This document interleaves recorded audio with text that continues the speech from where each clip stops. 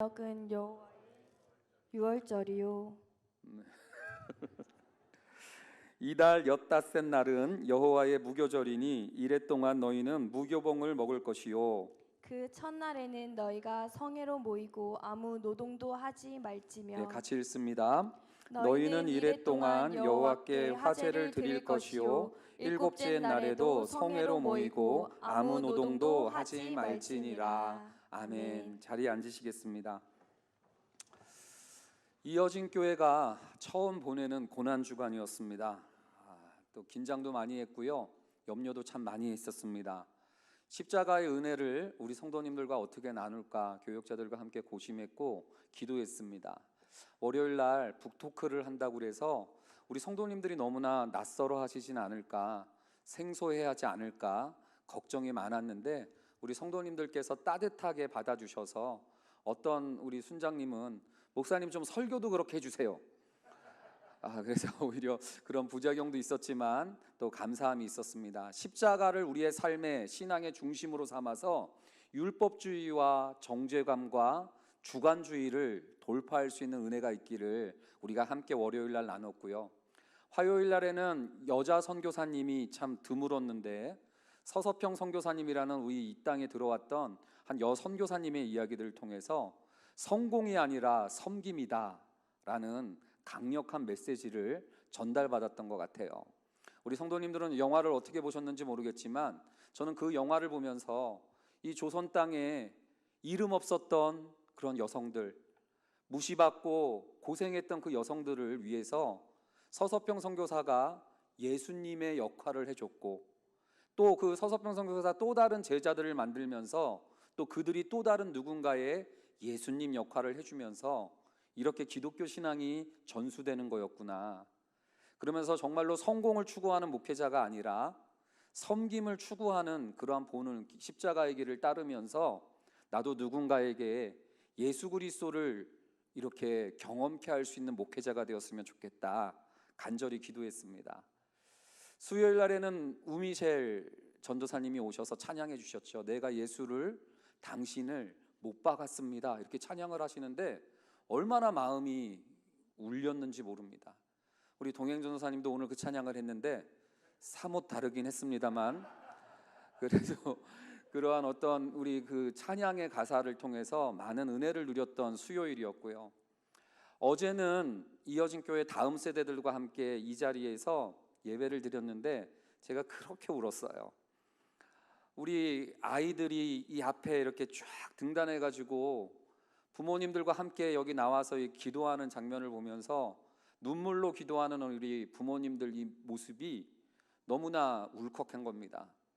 정말로 이 시대가 우리 아이들을 너무나도 구겨진 아이라고, 성공하지 않으면, 뭔가 빳빳하지 않으면 너네들은 아무런 존재감 없다고 자꾸 무시하는 세상 속에서 모두가 손을 열고 온 성도들이 함께 이 등단한 아이들에게 너는 택한 족속이요 왕같은 제사장이며 거룩한 나라 하나님의 소유된 백성, 이렇게 찬양하는데 그냥 뜨거운 눈물이 그때부터 그냥 빵 터져가지고 하필 마지막 마무리 기도를 제가 맡은 바람에 어저께 그냥 막 울면서 간신히 기도를 하는 이런 시간도 가졌었는데 그러한 모든 하나하나가 참 하나님의 은혜였고 하나님의 감사였다라는 생각이 듭니다. 그러면서 제가 다양한 모습으로 이렇게 역사하시는 주님의 일하심을 보면서 또 곳곳에서 수고해 주신 성도님들이 많이 계셨어요. 막 이렇게 찬양팀으로 섬겨주시고요, 또한 막 찬양 인도로 주일학교 아이들이 또 싱어로 우리 선생님들과 나와서 이 자리에 서서 찬양 인도한다는 게 결코 쉬운 거 아니거든요. 완전 예수님처럼 못 박히는 일처럼 느껴질 수도 있는데 그렇게 섬겨주신 분들도 계셨고요. 또 어저께 새 나무 이야기, 그래서 우리 영화부 아빠, 젊은 아빠들 이렇게 네 분이 나와서 연기를 하셨는데요. 그 바쁘신 분들이 그거 보여드리겠다고 연습하고 준비하는 시간 동안 제가 그래서 대화를 나눠보니까 자기 부인의 시간이었대요. 그러한 분들의 이러한 수고들, 그리고 제가 일주일 동안 정말로 십자가를 살아내는 분이다라고 경험했던 우리 성도님들 계십니다. 우리 주차부 집사님들, 그렇게 일주일 내내 비가 오다시피 했고요. 너무나도 쌀쌀한 차가운 공기, 어두운 상황, 또한 질퍽거리는 운동장에서 옷도 얇게 입고 와가지고 그 비 맞으면서 신실하게 주차 봉사를 해주시는 우리 주차부 집사님들 보면서 이분들이 바로 성공이 아니라 섬김의 삶을 살고 있는 십자가의 사람들이구나라는 것을 깨닫게 됐습니다. 지금 여러분들 옆에 앉아 있는 분들이 바로 그분들이거든요. 우리 박수로 치면서 서로에게 고맙습니다, 고맙습니다 좀 이렇게 인사하고 고백하는 이 시간이 되었으면 좋겠습니다. 정말 너무 감사드립니다. 우리 성도님들 너무 귀하시고요. 오늘은 고난주간 마지막 날로 성만찬을 이렇게 진행하려고 합니다. 누가복음 22장에 보면 예수님의 마지막 만찬이 등장을 하지요. 누가복음 22장 15절 말씀에서 예수님이 어떠한 식으로 이 성찬을 맞이했는가가 설명되어지거든요. 우리 함께 한번 읽어볼까요? 읽습니다. 시작. 이르시되 내가 고난을 받기 전에 너희와 함께 이 유월절 먹기를 원하고 원하였노라. 이게 예수님의 최후의 만찬에서 예수님이 어떤 마음으로 이 최후의 만찬을 하셨는지가 소개되는 이야기예요. 제가 노란 글씨로 썼는데 유월절 먹기를 원하고 원하셨대요. 예수님의 최후의 만찬은 그냥 뚝 떨어진 그냥 야 우리가 마지막에 밥 먹자 이게 아니라 예수님이 유월절 먹기를 원하고 원하셔서 유월절 식사 자리로 제자들을 초청한 순간이 최후의 만찬이었고요. 그게 바로 예수님이 집행한 최초의 성찬식이었어요. 우리가 고난주간을 경험하면서 이어진 교회가 성례식을 오늘 성찬식을 하게 될 텐데요. 저는 그래서 레위기 말씀과 이어서 유월절 먹는 게 무슨 의미인지 이런 것들을 성도님들과 하나씩 살펴보면서 성찬의 의미를 곰곰이 묵상하는 시간 되기를 원합니다. 레위기 십자가로 있다라는 주제로 세 번째 설교하고 있습니다. 첫 번째는 제사 드리는 문제로 레위기를 가지고 얘기를 했고요. 지난주에는 대속제일을 가지고 얘기했습니다. 오늘은 절기, 이 레위기 23장에 보면 7가지 절기가 소개가 되어지고요. 그 중에 우리가 읽었던 절기 유월절은 7대 절기 가운데 첫 번째로 꼽히는 가장 중요한 절기를 담고 있는 것이 오늘 우리가 유월절 먹기, 바로 유월절 이야기입니다. 레위기 23장 4, 5절 말씀 한번 같이 읽어볼까요? 시작.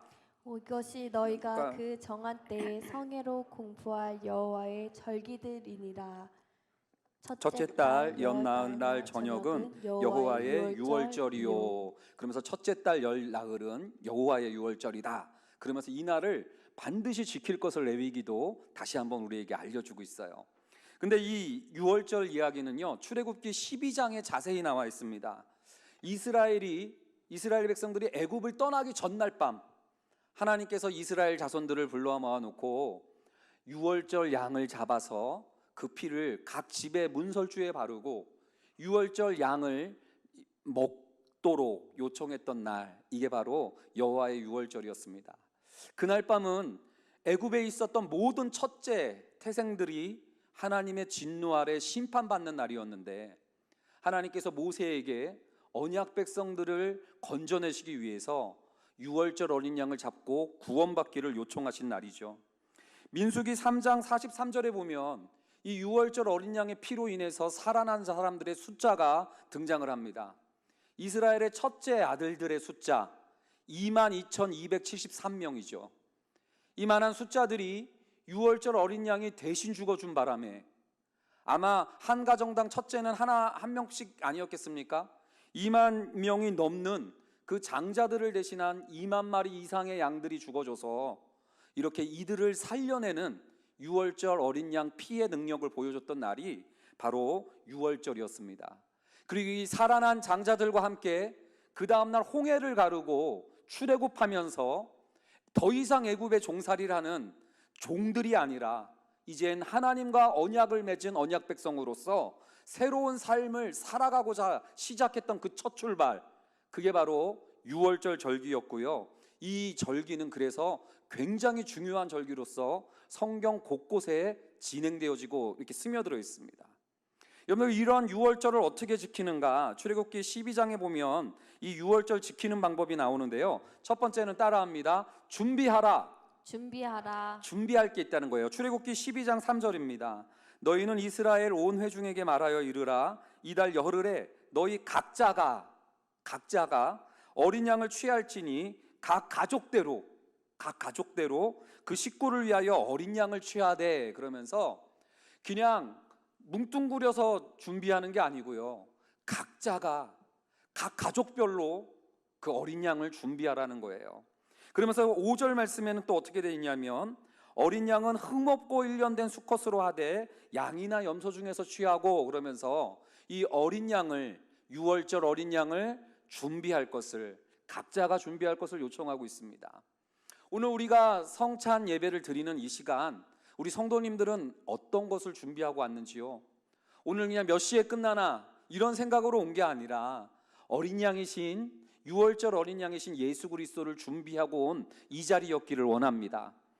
여러분들 옆에 예수 그리스도께서 어린 양으로 함께 앉아있는 이 밤이기를 주님의 이름으로 축원드립니다. 그런 어린 양과 함께 혼자가 아니라 그 어린 양과 함께 예배드리는 것이 이 유월절 이 식사의 첫 출발이었습니다. 그리고 유월절 이 절기를 지키는 두 번째 방법은 뭐였냐면, 따라합니다. 잡으라. 출애굽기 12장 6절인데 한번 같이 읽어볼까요? 시작. 이달 여 나흘 날까지 간직하였다가 해질 때에 이스라엘 회중이 그 양을 잡고. 여러분들, 그 양을 잡는 거예요. 우리가 함께 준비해온 예수 그리스도를 우리가 잡는 시간입니다. 예수를 잡는다니까 너무나 여러분들 어이없는 시간처럼 느껴지겠지만, 유월절 절기는 그렇게 펼쳐졌던 거예요. 제사장이 대신 잡아줬던 게 아니고요, 이스라엘 회중이 각 가족별로 각자 그 양을 잡았던 거예요. 내가 그 어린 양을 죽이는 시간을 갖는 겁니다. 여러분들, 우리가 성찬과 이게 어떻게 연결되냐면요, 성찬을 여러분들이 맞이한다는 것은 바로 예수를, 당신을 내가 부인했습니다, 내가 예수를, 당신을 십자가에 못 박았습니다라는 고백으로부터, 내가 예수를 유월절 양처럼 죽였습니다라는 고백으로부터 출발하는 것이 바로 성찬의 준비인 줄로 알아요. 성찬의 은혜, 십자가의 은혜를 제대로 근데 누리지 못하는 이유가 있다면, 그것은 다른 게 아니라 내가 죄인인 건 알겠지만 그렇다고 예수를 죽일 정도는 아니었지, 내가 죄인인 건 맞지만, 부족한 건 맞지만, 그렇다고 나 때문에 예수가 죽기까지 할 정도의 죄는 아니었는데 라는 생각이었습니다.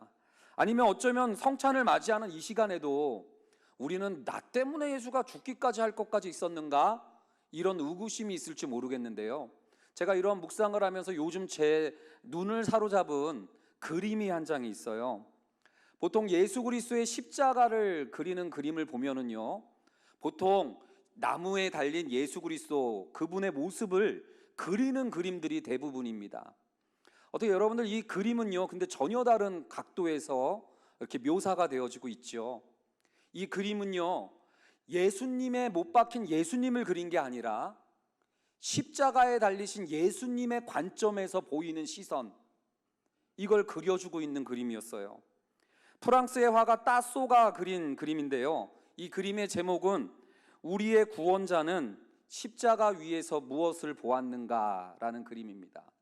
화면이 잘 보이나 모르겠는데요, 이 그림을 잘 보면은요, 마치 내가 나무에 달린 것처럼 온 사람들이 나를 바라보고 있는 그 사람들의 표정이 보이는 그림입니다.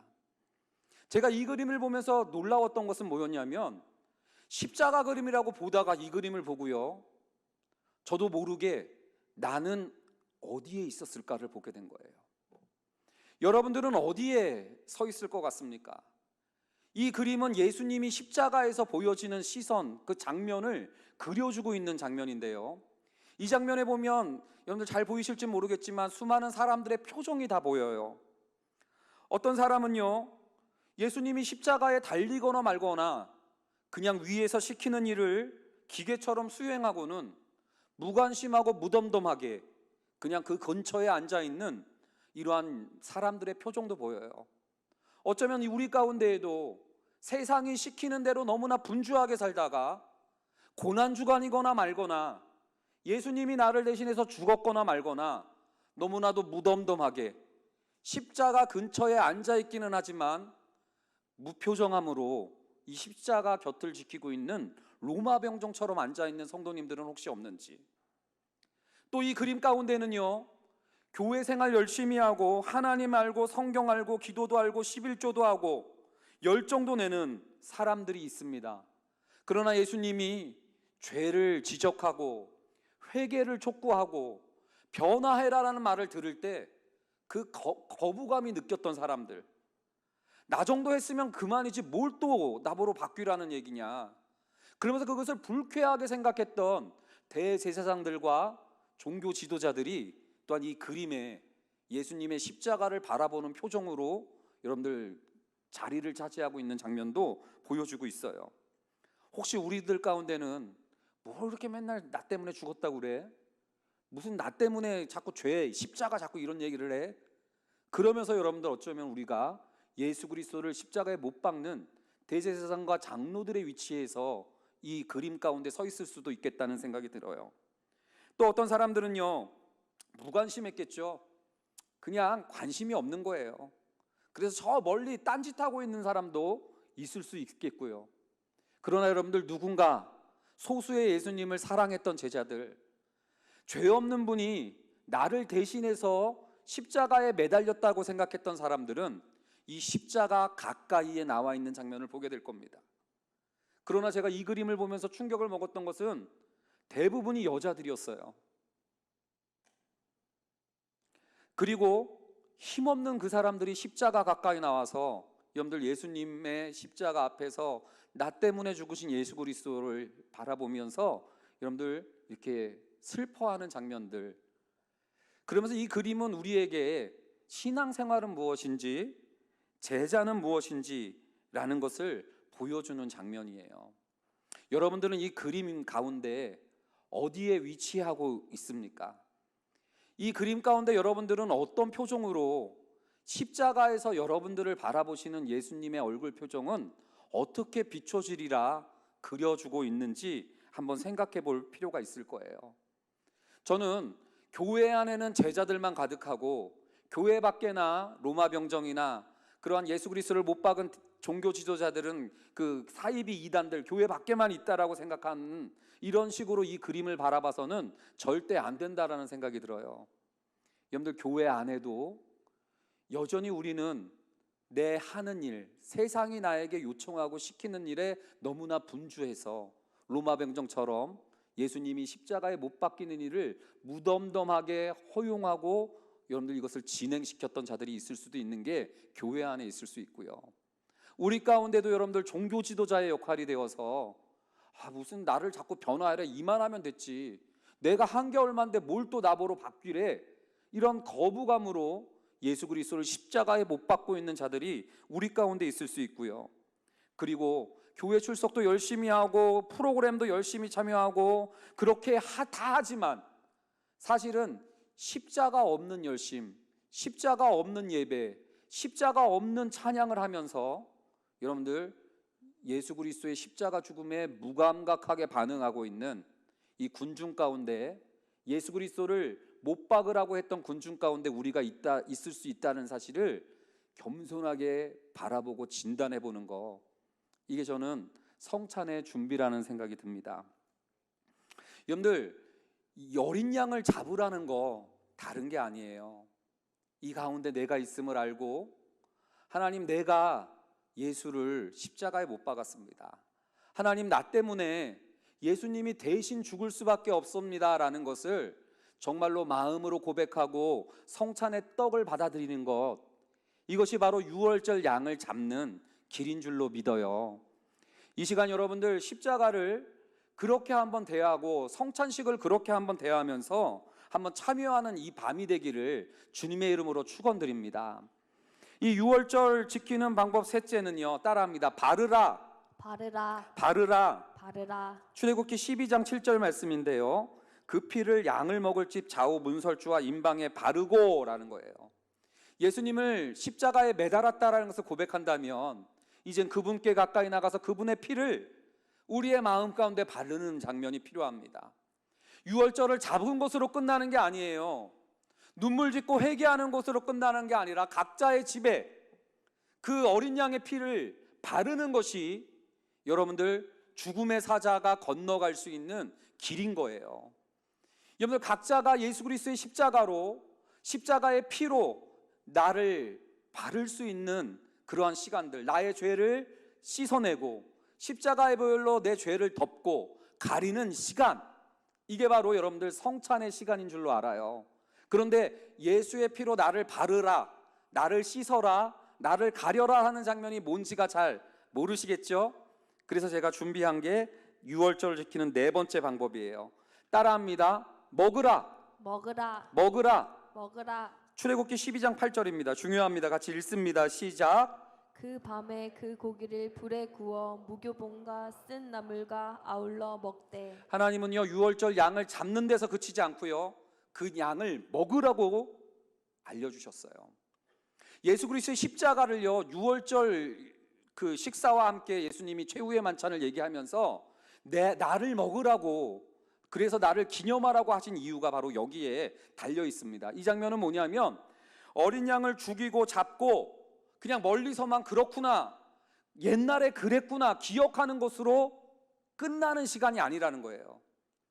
그 어린 양을 내가 먹으면서, 그분의 살과 피를 내가 먹으면서 지금 여전히 내 안에서 그분이 거하신다는 사실, 그것이 과거의 사건이 아니라 지금 나와 여전히 함께 있다는 것을 느끼는 시간. 그저 십자가에 달렸구나, 아프셨겠구나, 두려웠겠구나가 아니라 그 십자가를 내 것으로 삼는 시간, 그것이 바로 유월절 양을 먹는 시간이었고, 그것이 바로 성찬식의 떡과 잔을 먹는 시간인 줄로 믿습니다. 예수 그리스도의 십자가의 사건을 그저 과거의 사건으로, 패션 오브 크라이스트 같은 영화 보면서 얼마나 아프셨을까 우는 시간으로 끝낼 게 아니고요, 예수 그리스도의 피가 내 안에 발라지고 예수 그리스도의 살이 내 안에 들어와서 그분과 연합해버리는 시간으로 그분을 먹는 시간, 그래서 그분을 내 안에 모셔드리는 시간, 이것이 바로 유월절 먹기 그 시간이었다라는 것을 보게 됩니다. 여러분, 어저께 어떤 일이 있었냐면 우리 이민혁 강도사님이 이 자리에서 설교를 하셨어요. 그러면서 갑자기 5만 원권을 꺼내들더니 막 꾸기고 막 밟고 그러더라고요. 근데도 이거 가지고 싶은 어린이들 나오세요 그랬더니 막 나왔어요. 애들이 막 나와가지고, 야 저게, 근데 우리 자식들은 3명이나 있는데 하나도 안 나간 거예요. 아니 이것들은 어떻게 한 푼도 못 벌어오나, 담임 목사들이 나갔으면 줬을 텐데. 제가 그게 너무나 안타까워서 집에 가서 물어봤어요. 아내랑 우리 애들이랑 물어봤더니 첫째는요, 담임 목사 딸이 올라간다라는 체면 때문에 안 올라갔다는 거예요. 멋있었어요. 둘째 딸은요, 믿음이 없었어요. 이민혁 강도사가 흔든 5만 원이 가짜인 줄 알았대요. 그게 진짜인 줄 알았다면 제일 먼저 올라갔을 텐데, 그것이 가짜인 거라고 생각했기 때문에, 그 불신 때문에 거기에 다가가질 못했던 거예요. 막내는 더 기가 막힙니다. 셋째, 딴짓하느냐 못 들은 거예요 그때.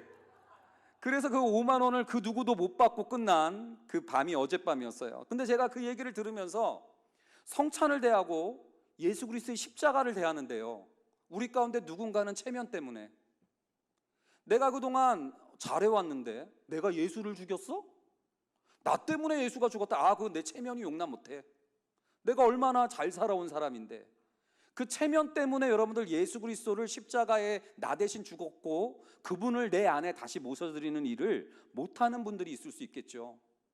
또 어떤 사람들은 우리 둘째 딸처럼 불신 때문에요, 나를 대신 죽어주셨고 내 안에서 그분이 여전히 살아있다라는 것을 보여주겠다라는, 여전히 우리로 하여금 힘을 우리 안에서 발휘해 주겠다라는 그 먹여주시는 하나님의 은혜를 믿지 않기 때문에 여러분들 이 은혜를 누리지 못할 수도 있겠다는 생각이 들고요. 또 많은 분들은 우리 막내처럼 지금 딴짓하고 있죠. 지금 관심을 다른 데 두고 있다가 여러분들 이 십자가의 은혜를 내 것으로 삼지 못하고 있는 것이 아닐까. 그러나 여러분들 오늘 이 고난주간 성찬을 통해서 예수 그리스도의 십자가가 저 밖에서 오래전에 있었던 일이 아니라 내 안의 사건으로 맞이해 드릴 수 있는 성찬 예식 되시기를 주님의 이름으로 축원드립니다. 아멘. 레위기 본문은요 6월절 지키라고 끝내는 게 아니라 23장 6절에 보면 무교절과 함께 이어가는 이야기를 듣습니다. 같이 한번 6절 말씀 한번 읽어보겠습니다. 시작. 이달 엿 닷새 날은 여호와의 무교절이니 이래 동안 너희는 무교병을 먹을 것이요. 여러분들 막 6월절, 무교절 막 못 듣던 절기들이 나오니까 막 헷갈릴 건데요. 막 15날 이러니까 헷갈릴 건데 1월 14일이 6월절이었다면 1월 15일이 무교절인 거예요. 그래서 무교절을 일주일 동안 지키는 게 레위기가 두 번째 7대 제사장 두 번째 절기로 우리에게 알려주는 내용이거든요.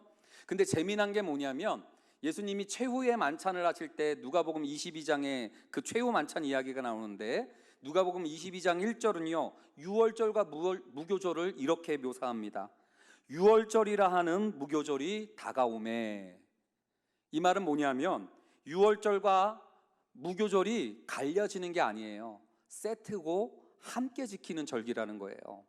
그래서 이렇게 무교절을 지킨다는 게 무엇인지를 잠깐 살펴보기를 원하는데요. 무교절을 지키는 방법 첫 번째는요, 따라합니다. 무교병을 먹으라. 무교병을 먹어라. 무교병을 먹으라. 무교병을 이거 먹으라. 발음이 자꾸 잘 안 되는데요. 일주일 동안 누룩을 넣지 않는 빵을 먹으라는 거예요. 누룩을 넣지 않는 빵. 누룩은 뭡니까? 빵을 부풀게 하는 재료 아닙니까? 그런데 오히려 무교절은요, 일주일 내내 누룩이 들지 않는 빵. 그래서 여러분들 성찬 때 먹는 빵을 잘 생각해 보세요. 누룩 없는 빵을 형상화시킨 거예요. 하나도 부풀지 않은 그 무교병을 상징하는 것이 우리가 이따가 성찬 때 나누는 여러분들 그 성찬 전병의 모습이라고 보면 될 것 같습니다. 바울은 이 무교병에 대해서 설명을 해요. 그리고 이것이 성찬과 우리 여전히 신약의 성도들에게도 유효하다는 것을 설명해 주는데 고린도전서 5장 6절이에요. 너희가 자랑하는 것이 옳지 아니하도다. 적은 누룩이 온 덩어리에 퍼지는 것을 알지 못하느냐. 여러분들 바울은요 지금 적은 누룩이 퍼진다라는 것을 경계하고 있어요. 그리고 이 누룩은 뭡니까? 자랑과 연결해서 여러분들 계속 퍼뜨리고 있어요. 왜? 누룩이 부풀리는 거잖아요. 자꾸 우리는 부풀리는 증세를 갖고 있거든요. 막 자랑하는 거. 그래서 제가 어떤 애기 엄마들 얘기를 듣다 보니까 여러분들 까무라쳤어요. 막 처음에는 남편 자랑 경쟁이 펼쳐집니다. 그러면서 막 친정 자랑, 시댁 자랑하고 막 부모님 자랑하고 막 자랑 잔치와 경쟁전이 펼쳐져요. 그러다가 자식들 자랑도 이렇게 시작이 되는데요. 막 이런 자랑, 우리 아들은 반찬 투정도 안 하고, 우리 아들은 스마트폰도 안 보고 잘 절제하고, 우리 아들은 가출도 안 하고 학폭도 안 해. 그래서 대단한 아들인 줄 알았는데 돌도 안 된 아들을. 여러분, 이렇게 우리는 자꾸 나를 부풀리려고 하는 증세들이 우리는 늘 있지 않습니까? 이게 바로 누룩의 죄예요. 우린 자꾸 나를 부풀리려고 하고 있는 이런 증세가 펼쳐지는 거죠. 그래서 바울은 고린도전서 5장 7절에 이렇게 얘기합니다. 너희는 누룩 없는 자인데 새 덩어리가 되기 위해서 묵은 누룩을 내버려라. 묵은 누룩을 내버려라. 쓸데없는 자랑으로 부풀릴 거 없다. 왜? 우리는 6월절 양, 곧 그리스도께서 다 주신 사람들이다. 우리는 6월절 양, 그분이 자신의 모든 것을, 피와 살과 모든 것을 아낌없이 하나님이신 그분이 쏟아주신 분들이 바로 우리들이다라는 것을 바울이 막 설명하는 거예요. 그러면서 고린도전서 5장 8절 같이 한번 읽습니다. 시작. 이러므로 우리가 명절을 지키되 누룩 말고 악하고 악의에 찬 누룩으로도 말고 누룩이 없이 오직 순전함과 진실함의 떡으로 하자. 그래서 바울이 결론적으로 성도들에게 뭘 얘기합니까? 누룩이 없이 오직 순전함과 진실함의 떡으로 먹자는 거예요. 여러분들 막 묵은 누룩, 옛날부터 쓸데없이 자기를 부풀리려고 했던 그런 누룩이 아니고, 악하고 악의에 찬 누룩 뭡니까? 서로 경쟁하느냐고 악의에 찬 거예요. 그것 때문에 불쾌해하고 그것 때문에 시기하고 그것 때문에 분노하게 되게끔 만드는 그런 누룩들을 여러분들 지금 버리라고 하는 겁니다.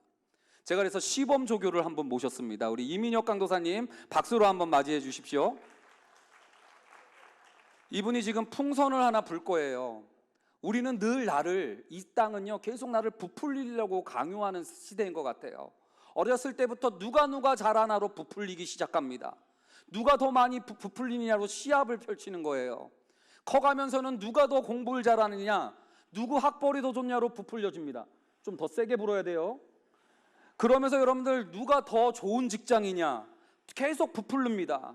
누가 더 예쁜 아내를 만났느냐, 더 열심히 안 하네요. 그리고 또 누가 더 좋은 집을 가졌느냐, 그리고 누가 더 자녀 교육을 잘 시켰느냐, 계속 멈추지 않고 부풀려야 됩니다. 부풀리지 않으면 어떻게 되는 거예요? 나는 처진다, 뒤처진다, 나는 아무것도 아니다라는 생각으로 여러분들 계속해서 우리를 이렇게 인도해 주는 거 아닙니까? 근데 여러분들 심지어는 죽을 때까지 누가 주름살이 몇 개가 더 없냐, 이런 걸 가지고 여러분들 이 풍선이 질기네요. 여러분들 어떻게 됩니까? 이렇게 여러분 우리는 이 마이크 터지는 소리로 단련됐던 1년을 보냈기 때문에 이 정도 터지는 소리에는 괜찮습니다. 우리 박수로 한번. 여러분들 우리가 무교병을 먹는다는 거 바로 이런 의미예요. 부풀리지 않아도 된다라는 그 믿음을 받아들이는 거예요. 그런데 여러분 그것이 더 확실한 비결은 뭐냐면 무교절을 지키는 방법 두 번째인데 따라합니다. 떠날 준비를 하라. 떠날 준비를 하라. 떠날 준비를 하라. 떠날 준비를 하라. 출애굽기 12장 11절에 그 표현이 잘 나와 있어요. 같이 한번 정신 똑바로 차리고 한번 읽어보겠습니다. 시작. 너희는 그것을 이렇게 먹을지니 허리에 띠를 띠고 발에 신을 신고 손에 지팡이를 잡고 급히 먹으라. 이것이 여호와의 유월절이니라. 여러분들 어떻게 먹으라는 거예요? 이 무교병을 허리에 띠를 띠고요, 발에 신을 신고 손에 지팡이를 잡고 급히 먹으래요. 떠날 준비를 하고 먹으라는 거예요. 출애굽을 생각하면서 먹으라는 거예요. 왜 떠날 준비를 해야 됩니까? 당장 내일 출발할 거거든요. 이제 유월절 양식을 하나님이 먹여주신 이유는 힘내서